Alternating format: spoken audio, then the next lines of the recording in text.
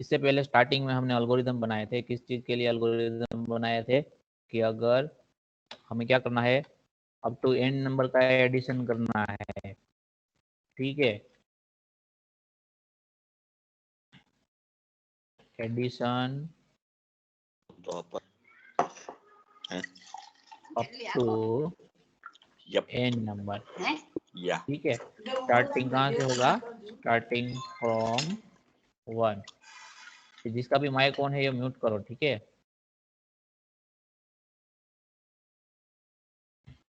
हमने एल्गोरिदम बनाए थे, फ्लो चार्ट भी बनाए थे कि n की वैल्यू आप क्या करते थे, रीड करते थे। फॉर एग्जांपल यूजर 5 एंटर करता था तो हमें आउटपुट में आंसर क्या मिलता था, एडिशन 1 to 5 नंबर का एडिशन का जो आंसर आता था वो हमें आउटपुट में मिलता था, यानी कि 1 + 2 + 3 + 4 + 5। तो ये जो लॉजिक है प्रोग्राम का, उसको हमने डेवलप भी किया था, इसके लिए हमने प्रोग्राम भी बनाया था, लेकिन तब हमने क्या यूज किया था, गो टू स्टेटमेंट का यूज किया था, ठीक है।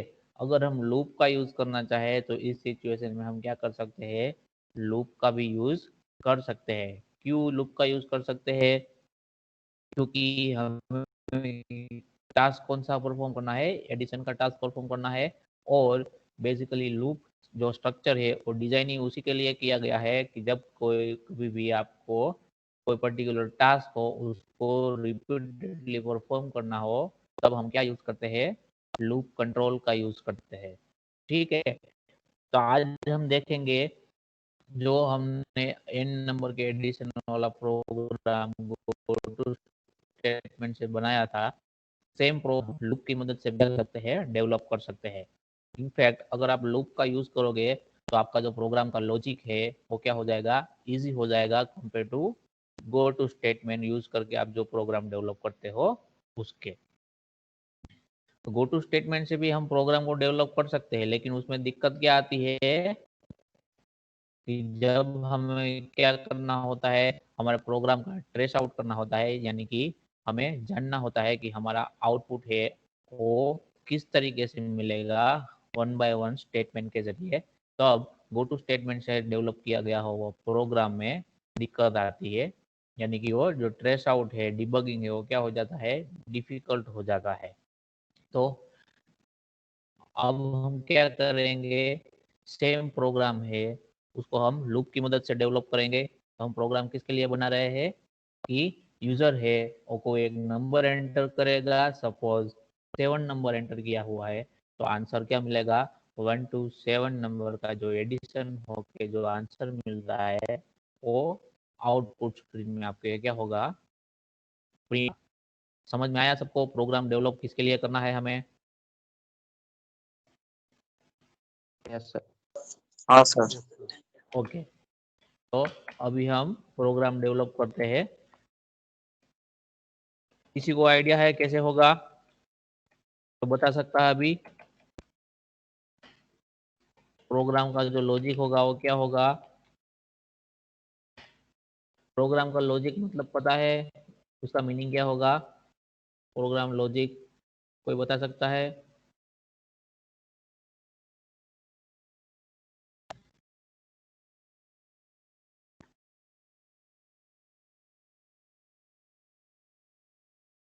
पता है किसी को लॉजिक क्या बोलेंगे, किसको लॉजिक बोलेंगे।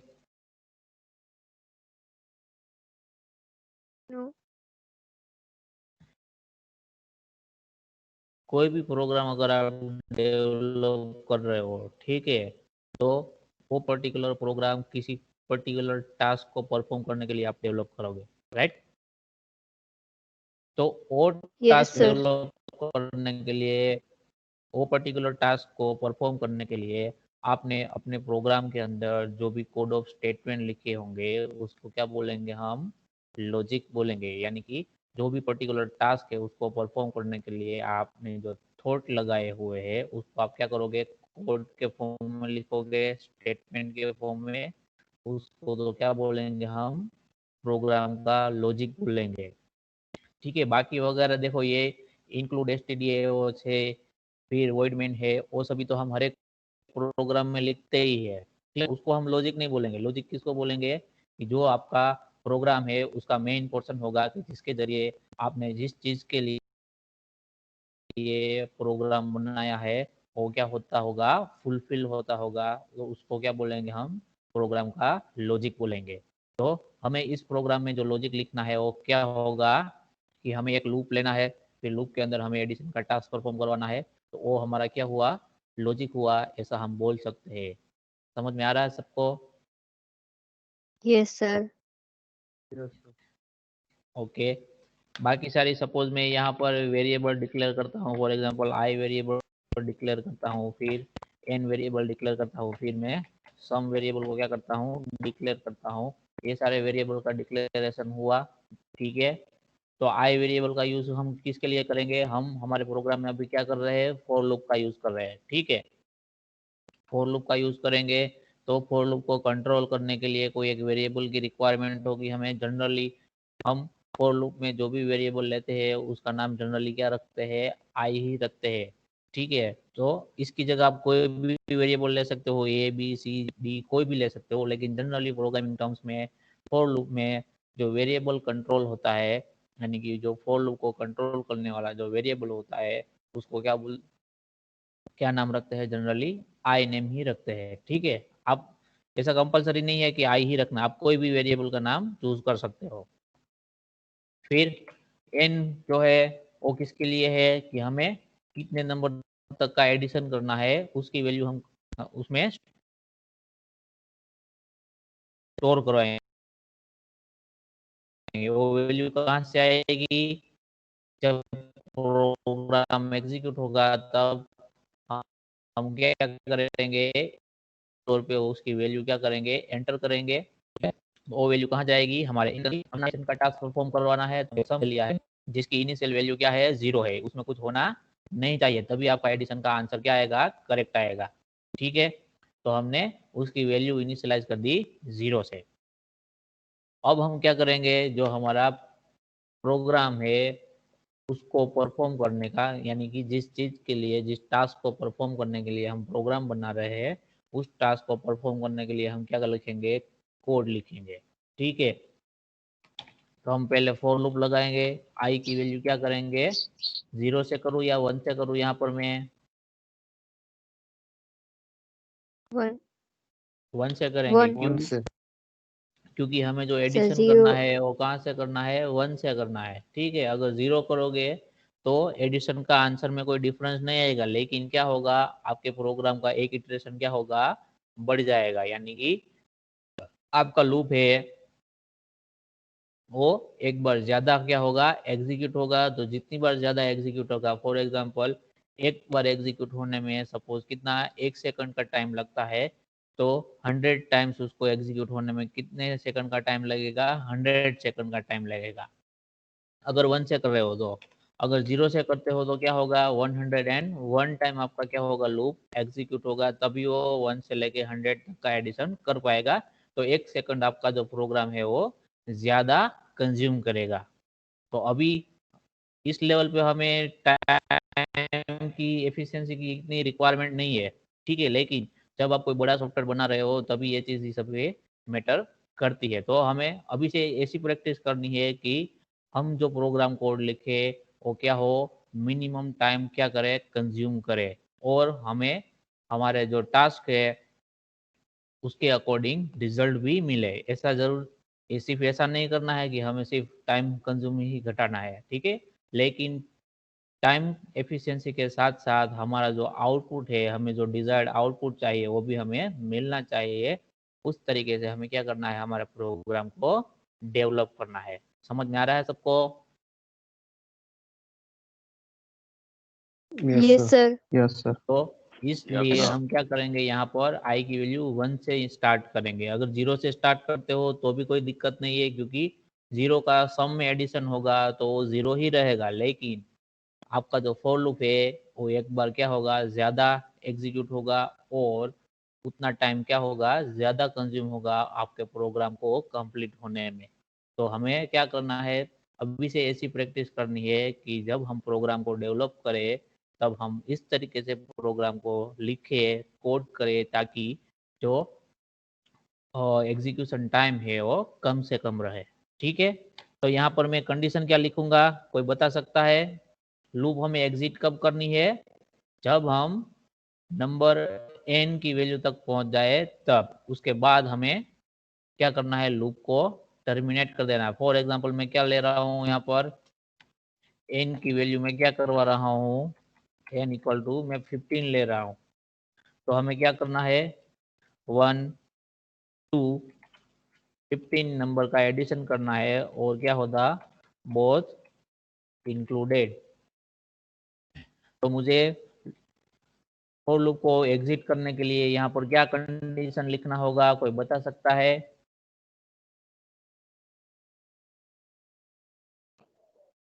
Anyone? I is equal to 15. I is equal to 15 इस तरह 15. डबल इक्वल टू करूं मैं, double equal to sir 15। n is equal to 15 नहीं होना चाहिए? n मतलब 15 तो लास्ट टर्म है ना? हाँ, यहाँ पर मैंने एग्जाम के तौर पे, सॉरी एग्जाम्पल के तौर पे n की वैल्यू क्या कंसीडर की हुई है, 15, ताकि आपको पता चले कि आपका कंडीशन क्या लिखना है। तो 15 मैंने फॉर एग्जाम्पल n की वैल्यू ली हुई है, तो क्या होना चाहिए, 1 to 15 नंबर का क्या होना चाहिए, आपका एडिशन होना चाहिए। अगर n की जगह मैं क्या लेता हूँ, n इज इक्वल टू 20 लेता हूँ, तो आपको क्या करना है, 1 to 20 नंबर का क्या करना है, एडिशन करना है, और बोथ क्या होगा, इंक्लूडेड, यानी कि 1 को भी आपको कंसीडर करना है और 20 को भी कंसीडर करना है। n की वैल्यू जब आप प्रोग्राम एग्जीक्यूट करोगे तभी डालनी है आपको। अभी से पता नहीं है कि n की वैल्यू क्या होगी, ये मैंने एग्जाम्पल के तौर पे आपको लिखा हुआ है। n की वैल्यू अभी से आपको पता नहीं है कि यूजर कौन सी वैल्यू एंटर करेगा n के लिए। ठीक है, वो हम कब एंटर करेंगे, जब प्रोग्राम को यहाँ ओके। से रन करेंगे तभी एंटर करेंगे। तो यहाँ पर कंडीशन क्या होनी चाहिए, कोई बता सकता है? i इक्वल टू n, 15 की जगह n होना चाहिए sir. i equal to n। तो ये कंडीशन कभी ट्रू होगा, जब i की वैल्यू n के बराबर होगी तब। तो सिर्फ क्या कंसीडर होगा, 15 ही कंसीडर होगा। अगर 15 है n की वैल्यू, तो हमें 1 to 15 सारे को कंसीडर करना है। अगर 16 नंबर आएगा i का वैल्यू, तभी आपका कंडीशन क्या होगा, फॉल्स होगा, तभी आपका लूप एग्जिट होना चाहिए। तो 1 to 15 नंबर उन सारों को हमें कंसीडर करना है सम के लिए। तो अगर आप ये लिखोगे कि i इक्वल टू n, तो क्या होगा, i की वैल्यू, यहाँ पर मैं i प्लस प्लस लिख देता हूँ, ठीक है। तो क्या होगा, फर्स्ट टाइम i की वैल्यू क्या होगी, 1 होगी। तो ये कंडीशन ट्रू नहीं होगा। 1 इक्वल टू 15 आप लिख सकते हो, नहीं लिख सकते हो तो कंडीशन फॉल्स होगा। तो क्या होगा, कंडीशन फॉल्स होगा तो क्या होगा, जब भी कंडीशन फॉल्स होगा तो आपका लूप क्या हो जाएगा, एग्जिट हो जाएगा। तो फर्स्ट टाइम में ही आपका लूप क्या हो जाएगा, एग्जिट हो जाएगा। तो यहाँ पर कंडीशन में क्या लिखूं कि आपका जो है i की वैल्यू फर्स्ट इटरेशन में 1 हो, दूसरे इटरेशन में 2 हो, उस तरह हर एक इटरेशन में i की वैल्यू 1 से बढ़ती जाए, और जब 16 आए तब आपका लूप वो एग्जिट होना चाहिए। तो यहाँ पर कंडीशन क्या लिखूंगा मैं, सर कोई लेस बता? देन और ग्रेटर देन का यूज कर सकते हैं इसमें, इक्वल टू की यस जगह? ऑफ कोर्स, किसी भी चीज का आप यूज कर सकते हो, इसीलिए तो मैंने सारे रिलेशनल ऑपरेटर आपको पढ़ाए हैं। अगर यूज नहीं करना होता तो मैं पढ़ाता ही क्यों। ओके हाँ, sir. I greater than equal to n. Yes, I i greater than. Greater than equal to n। तो फर्स्ट टाइम क्या होगा, i की वैल्यू 1 होगी, तो ऐसा लिख सकते हो कि 1 greater than equal to 15। For example n की वैल्यू 15 है, तो कंडीशन ट्रू होगा आपका, यस और no? No, no. Condition No, false sir. होगा तो फर्स्ट इटरेशन में आप लूप से क्या हो जाओगे, बाहर हो जाओगे। तो ऐसे भी नहीं लिख सकते। आपको बाहर कब होना है, जब n की वैल्यू, हाँ सॉरी, लेस देन यूज कर सकते हैं ना ग्रेटर देन की यस जगह? यस यस, कोई भी यूज कर सकते हो। हमारा जो मेन पर्पस है वो फुलफिल होना चाहिए। लाइक समझ में आया?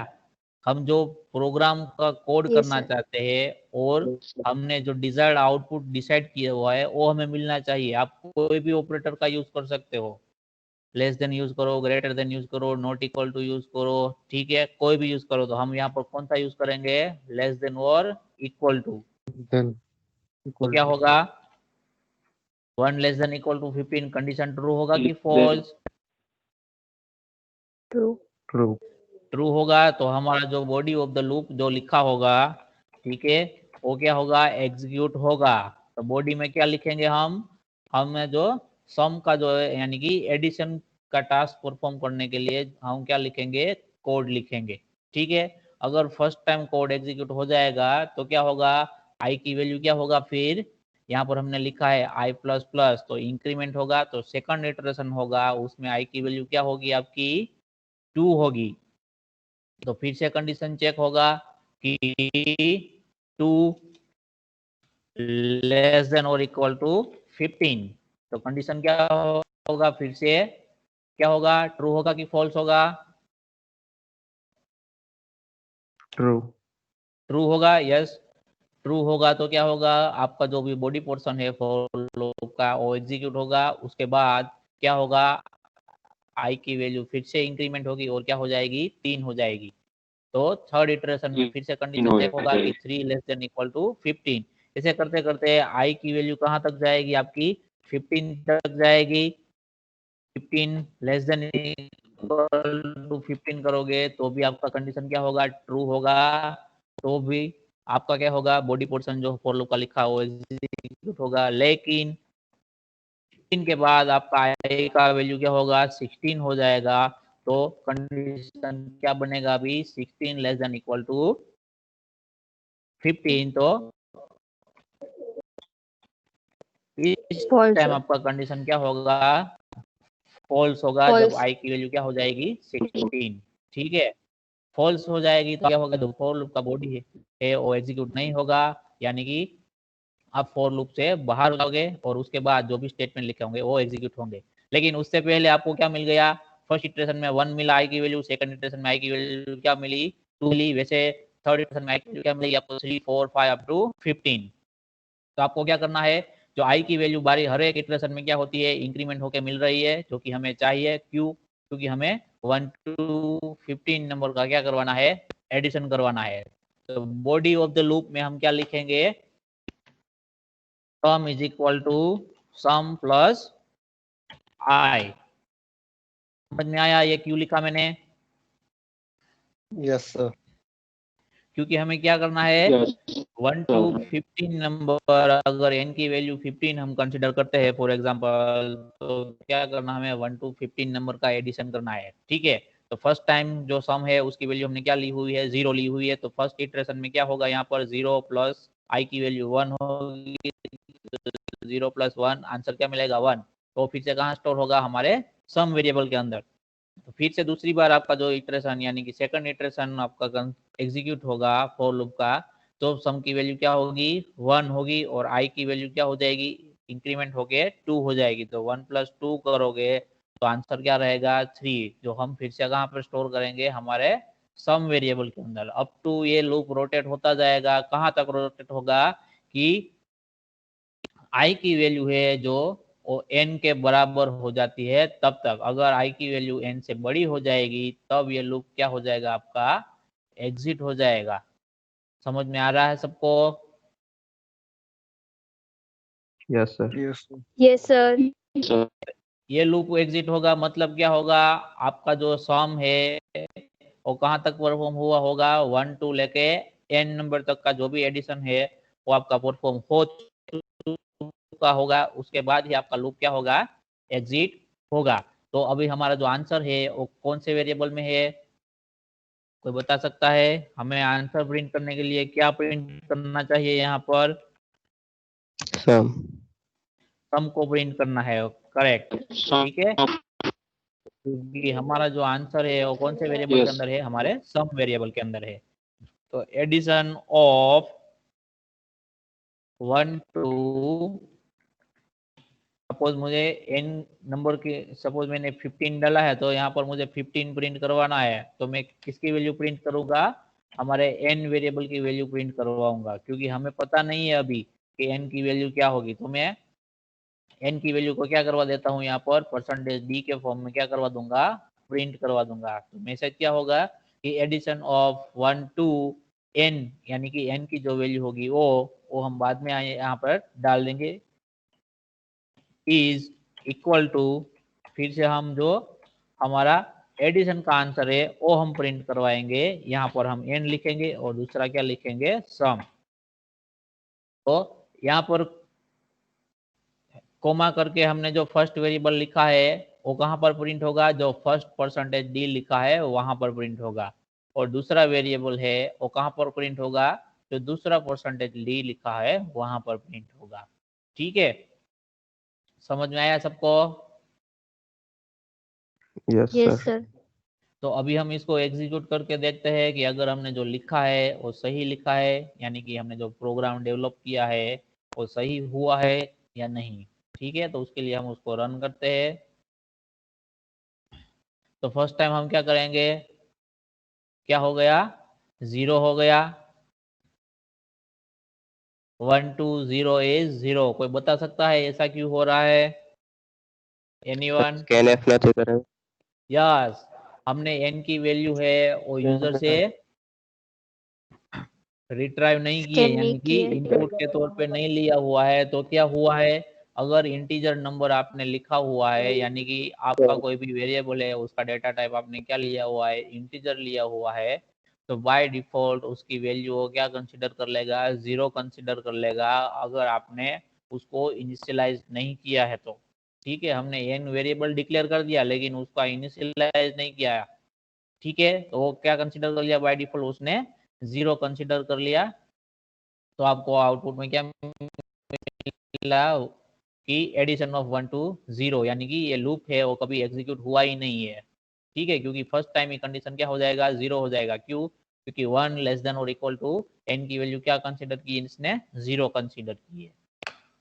तो अभी हम simple user friendly message print करवाते हैं कि print F enter value of n, कि n की वैल्यू आप क्या करो, एंटर करो। फिर क्या करवाएंगे, हम उसको रीड करवाएंगे। तो %d रीड करने के बाद उसको कहाँ स्टोर करना है, तो कि एड्रेस ऑफ n, जो वेरिएबल है उसके एड्रेस पर उसको क्या करना है, स्टोर करना। फिर से एग्जीक्यूट करवाते हैं। फर्स्ट टाइम में क्या n की वैल्यू ले रहा हूँ, 5 ले रहा हूँ, ताकि हम मैन्युअली उसको वेरीफाई कर सके। 5 लेता हूँ तो मैं उसका आंसर क्या मिलता है, 15। करेक्ट है कि नहीं है?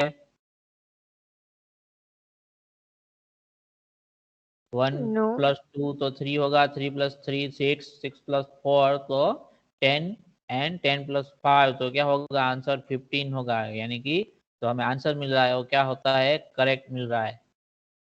फिर से ट्राई करते हैं कि अगर हम n की वैल्यू 3 डालते हैं तो क्या मिलता है हमें, आउटपुट में 6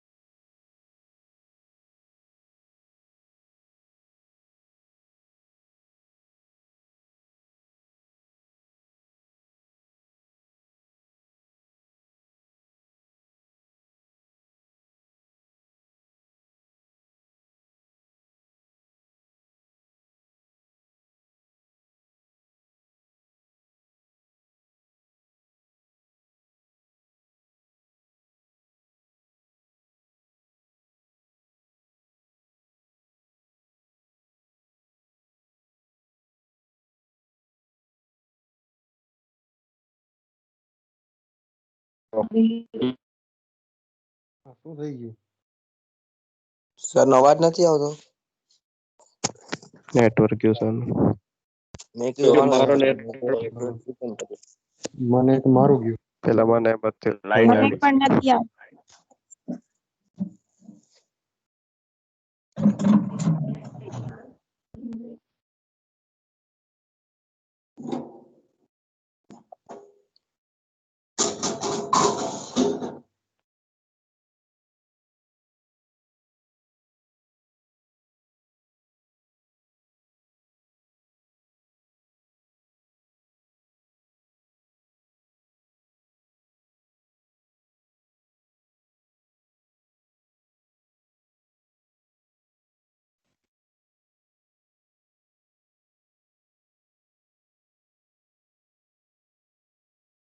स्क्रीन दिख रहा है सबको अभी?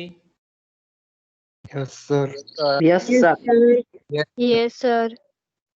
Okay, yes sir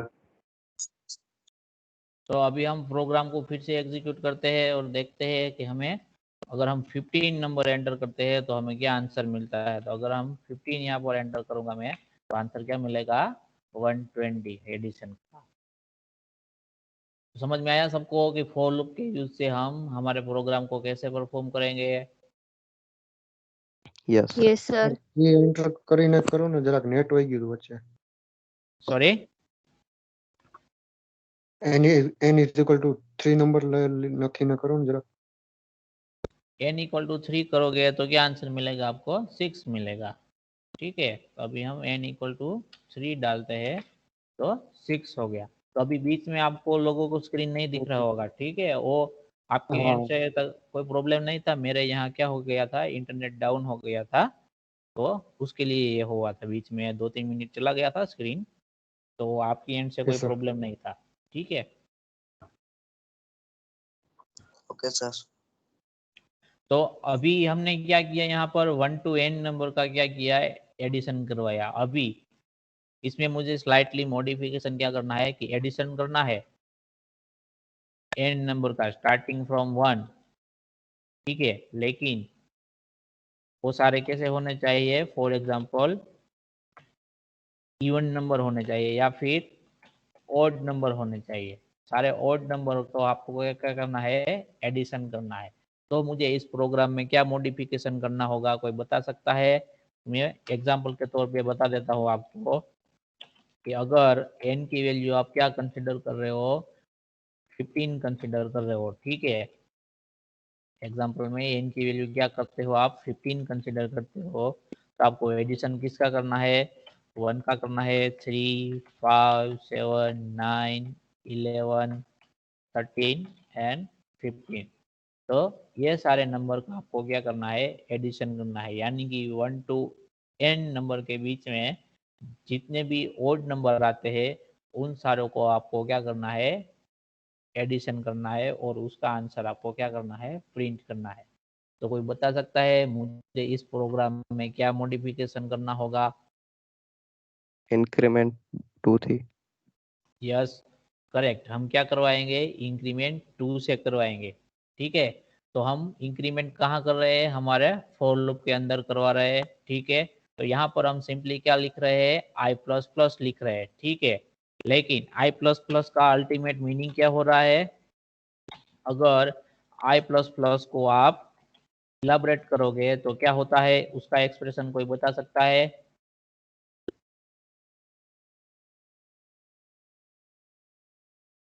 i plus plus के अगर आपको i प्लस प्लस नहीं लिखना है और सेम टास्क परफॉर्म करना है, यानी कि i की वैल्यू 1 से इंक्रीमेंट करवाना है, तो क्या लिख सकते हैं हम? दूसरी चीज i is equal to i plus 1, ये लिख सकते हैं हम, ठीक है। तो इसको हमने शॉर्ट में यहाँ पर क्या लिखा हुआ है? i प्लस प्लस लिखा हुआ है। अगर आपको 2 से इंक्रीमेंट करवाना है तो इससे पहले हम यहाँ पर देखते हैं, ठीक है। यहाँ i प्लस प्लस की जगह हम क्या लिखते हैं? i is equal to i plus 1 लिखते हैं, ठीक है। और हम देखते हैं कि हमारा जो एडिशन का जो प्रोग्राम है वो सही से वर्क करता है कि नहीं करता है, ठीक है। इससे पहले n इज इक्वल टू 3 में आंसर क्या मिला था? 6 मिला था हमें। तो फिर से हम उसको एग्जीक्यूट करवाते हैं तो अभी मैं फिर से n की वैल्यू क्या एंटर करता हूँ, 3 एंटर करता हूँ, तो आंसर मुझे क्या मिल रहा है, 6 ही मिल रहा है। अगर मैं 5 एंटर करवाता हूँ तो मुझे आंसर क्या मिलना चाहिए, 15 मिलना चाहिए। तो n इक्वल टू 5, तो आंसर क्या मिला मुझे, 15। यानी कि अगर थर्ड पोजीशन पे आप i प्लस प्लस लिखो या फिर i is equal to I plus 1 लिखो, हमारे प्रोग्राम में कोई भी चेंजेस नहीं आते हैं, हमारा प्रोग्राम सही सही से वर्क करता है। तो अभी हमें क्या करना है, सारे ओड नंबर को प्रिंट आउट करवाना, सॉरी उसका क्या करना है, एडिशन करना है सारे ओड नंबर का। तो हम यहाँ पर क्या करवाएंगे, इंक्रीमेंट है वो क्या करवा देंगे, 2 से करवा देंगे। यानी कि फर्स्ट जो वैल्यू है वो आई की क्या है, 1 है, तो 2 से इंक्रीमेंट करवाएंगे तो दूसरी जो वैल्यू मिलेगी वो क्या मिलेगी, डायरेक्टली 3 मिलेगी। उसमें फिर से 2 इंक्रीमेंट करवाएंगे तो क्या मिलेगा, 5 मिलेगा। तो उन सारी वैल्यू का हम क्या कर देंगे, एडिशन कर देंगे। समझ में आया सबको? Yes sir. तो अभी हम इस प्रोग्राम को एग्जीक्यूट करके देखते हैं और हम चेक करते हैं कि हमें आउटपुट मिलता है वो सही मिल रहा है कि नहीं। तो यहाँ पर मैं 5 एंटर करता हूँ तो आंसर क्या मिला मुझे, 9 मिला। ठीक है, अगर 5 एंटर करोगे तो कितने आपको नंबर मिलेंगे, एक तो 1 मिलेगा, 3 मिलेगा और 5। इन तीनों को एडिशन करोगे तो आपको क्या मिलेगा, 3 + 1 4 + 5 तो 9 मिलेगा। यानी कि जो हमें आंसर मिल रहा है वो क्या मिल रहा है, सही मिल रहा है। ठीक है, समझ में आ रहा है सबको? Yes sir. तो अगर आपको इवन नंबर का पूछा जाए, ठीक है, आपको क्या करना है कि 1 to n के बीच में जितने भी इवन नंबर आते हैं उन सारों को आपको क्या करना है, एडिशन करना है। तो हमें क्या मॉडिफिकेशन करना होगा हमारे प्रोग्राम में, कोई बता सकता है? I equals to 2. यस, हम स्टार्टिंग कहाँ से करेंगे, 2 से करेंगे। ठीक है, 2 से स्टार्टिंग करेंगे जो कि हमारा क्या है, फर्स्ट इवन नंबर है, तो 2 कंसीडर होगा फर्स्ट इटरेशन में। सेकंड इटरेशन में आई की वैल्यू क्या हो जाएगी, 2 से इंक्रीमेंट होगी तो क्या हो जाएगा, 4 हो जाएगा। ठीक है, तो इवन नंबर है, वहां पर आप n इक्वल टू 15 कंसीडर करते हो तो आपको किन किन नंबर का एडिशन करना है, तो 2 4 6 8 10 12 14। ठीक है, 16 नहीं आएगा, क्यों, क्योंकि वो 15 से क्या हो जाएगा, बड़ा हो जाएगा। तो 1 to 15 के बीच में ये सारे इवन नंबर आपको मिलेंगे, आपको इन सारे नंबर का क्या करना है, एडिशन करवाना है। आपका स्टार्टिंग कहाँ से होता है, 2 से होता है, तो हम आई की स्टार्टिंग वैल्यू क्या लेंगे, 2 लेंगे, और उसमें 2 ऐड करने से हमें जो नेक्स्ट कंसेक्यूटिव इवन नंबर है वो मिलता है। तो हम आई की वैल्यू क्या करते हैं, 2 से इंक्रीमेंट करवाते हैं, तो हमारा प्रोग्राम है वो क्या हो जाएगा, 1 to n नंबर के बीच में जितने भी इवन नंबर आते हैं उसका एडिशन का आंसर हमें देगा। फॉर एग्जाम्पल मैं यहाँ पर क्या एंटर करता हूँ, 5।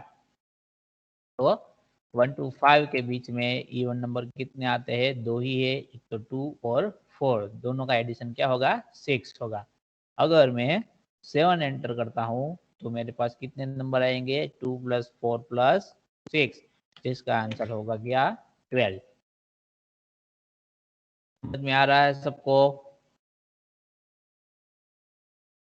Yes sir. Yes yes sir. तो ये तीनों प्रोग्राम हमने यूज, कौन सा लूप यूज किया तीनों प्रोग्राम में, फॉर लूप का यूज किया। अगर आपको ऐसा बोला जाए कि सेम प्रोग्राम आपको डेवलप करना है लेकिन आपको फॉर लूप की जगह व्हाइल लूप का यूज करना है तो आप लोग कर सकते हो।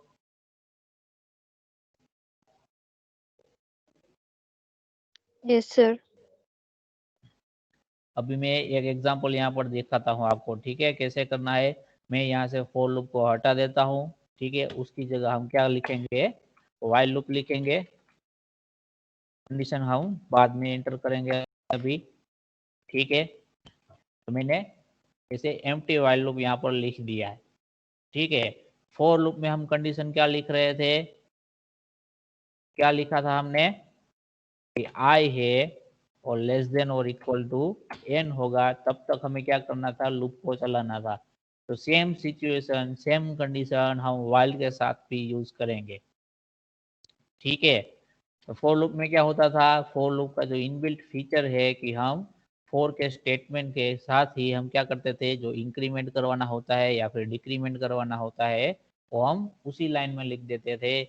उसकी जगह हम यहाँ पर क्या करेंगे, अलग से लिखेंगे और आई की वैल्यू भी क्या करेंगे, अलग से इनिशियलाइज करवाएंगे। अगर मैं बताऊं कि आपको क्या करना है, 1 to n नंबर का क्या करना है, एडिशन करना है, तो i की वैल्यू हम क्या करेंगे, इनिशियलाइज 1 से करेंगे। और while में आपका जो मेन प्रोग्राम का लॉजिक है वो सेम रहेगा, sum is equal to sum plus i, यानी कि हर एक इटरेशन में जो i की वैल्यू चेंज होगी वो आप कहाँ पे ऐड करोगे, सम वेरिएबल के अंदर। ठीक है, यहाँ पर एक्स्ट्रा हमें क्या करवाना है, हमारा जो i वेरिएबल है उसको इंक्रीमेंट भी करवाना है।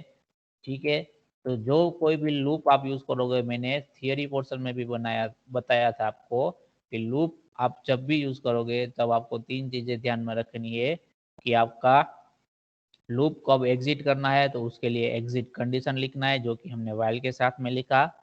फिर लूप कंट्रोलिंग जो वेरिएबल है उसका इंक्रीमेंट या फिर डिक्रीमेंट करवाना होता है। तो हमारे पास यहाँ लूप कंट्रोलिंग वेरिएबल कौन सा है, आई है। आई की वैल्यू चेंज करके हम क्या करते हैं, लूप हमें कब टर्मिनेट करवाना है यानी कि एग्जिट करवाना है वो कोड लिख रहे हैं। तो हमने आई को इंक्रीमेंट करवाया और कि जो हमारा लूप कंट्रोलिंग वेरिएबल है उसकी वैल्यू हमें क्या करनी होती है, इनिशियलाइज करनी होती है। ठीक है, अगर आप फॉर लूप का यूज करोगे तो ये तीनों चीजें हैं वो हम क्या करेंगे, एक ही साथ में कर देते हैं, यानी कि एक ही लाइन में करते हैं फॉर के साथ। व्हाइल लूप में हम क्या करेंगे, ये तीनों चीजों अलग अलग स्टेटमेंट में लिखेंगे। समझ में आ रहा है सबको? Yes sir.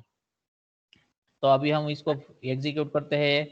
ठीक है, और n इक्वल टू मैं अभी क्या करवाता हूँ, यहाँ पर 5 एंटर करवाता हूँ और देखते हैं कि हमें 1 to 5 नंबर का एडिशन मिलता है। यस करेक्ट, तो 1 to 5 नंबर का एडिशन हमें क्या मिलता है, 15 मिल रहा है जो कि करेक्ट है। ठीक है, अगर इसी प्रोग्राम में आपको क्या करना है, सारे ओड नंबर यानी कि 1 to n के बीच में जितने भी ओड नंबर है उसका एडिशन करवाना है, तो हम हमारे प्रोग्राम में सिर्फ क्या मॉडिफाई करेंगे, यहाँ पर हम i की वैल्यू 1 से इंक्रीमेंट करवाते थे, उसकी जगह क्या करेंगे, i is equal to i plus 2। ठीक है, तो क्या हो जाएगा, जो सारे ओड नंबर है 1 to n के बीच में उन सभी का हमें क्या मिलेगा, एडिशन मिलेगा। फॉर एग्जाम्पल मैं क्या डालता हूँ, 6 डालता हूँ, तो आंसर क्या मिलेगा मुझे, 9, यानी कि 1 + 3 + 5, जिसका आंसर क्या होगा, 9 होगा। अगर आपको ऐसा बोला जाए कि 1 to n नंबर के बीच के सारे इवन नंबर को करना है, तो हम i की वैल्यू क्या कर देंगे, चेंज कर देंगे, 2 से स्टार्ट कर देंगे और हमारा प्रोग्राम सारे इवन नंबर का क्या करेगा, एडिशन करेगा। फॉर एग्जांपल मैं n की वैल्यू क्या डालता हूँ, यहाँ पर 5 डालता हूँ, तो मुझे आंसर क्या मिलेगा, 6 मिलेगा। समझ में आ रहा है सबको कि व्हाइल लूप का यूज करके हम प्रोग्राम को यस कैसे डेवलप करेंगे, यस सेम सर। प्रोग्राम को हम फॉर लूप का यूज करके भी डेवलप कर सकते हैं। समझ में आ गया सबको? Yes yes sir. Sir. Yes sir. आज के सेशन में किसी को कोई भी डाउट हो तो अभी पूछो। સર हाँ સર આપણે અલ્ગોરિધમ બનાવતા હતા ત્યારે સમ પ્લસ કાઉન્ટ કરતા હતા, તો આ પ્રોગ્રામ બનાવીએ ત્યારે આઈ લખીએ છીએ ને આમાં એની જગ્યાએ, કાઉન્ટની हाँ જગ્યાએ? हाँ हाँ, बस सेम। आप ઓકે સર। वेरिएबल कोई भी यूज कर सकते हो। ठीक है, हमने यहाँ पर प्रोग्राम डेवलप के टाइम पे आई का यूज किया है। अगर आप आई की जगह काउंट का यूज करना चाहो तो आप वो भी कर सकते हो। Okay sir. સર हाँ बोलो। સર આપણે મેં બીજા વિડીયોમાં જોયો તો યુટ્યુબમાં કે સર અમુક જણા છે ને કોડ લખીને /n કરે, સર એનો મતલબ શું છે? कहाँ पर स्लेशन करते हैं? यहाँ पर printf સર में ઓલો સર છેલ્લે છેલ્લે કોડ લખી સ્લેશન કરે ને પછી या એવી રીતના.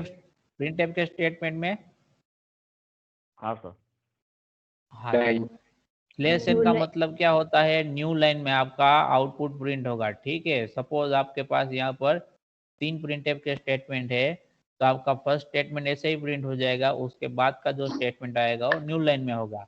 तो वो आप लास्ट में लिखो या फिर सेकंड स्टेटमेंट के फर्स्ट में लिखो, उसमें कोई फर्क नहीं रहता है। ठीक है, जब भी स्लेशन एग्जीक्यूट होगा तो उसका सिंपल मतलब होगा कि उसके बाद का जो भी प्रिंट होगा वो उसके नेक्स्ट लाइन से प्रिंट होगा। ठीक है, ઓકે સર થેન્ક યુ और किसी को कोई डाउट है अभी? No sir. ओके, तो लैब सेशन जब भी आप प्रोग्राम बना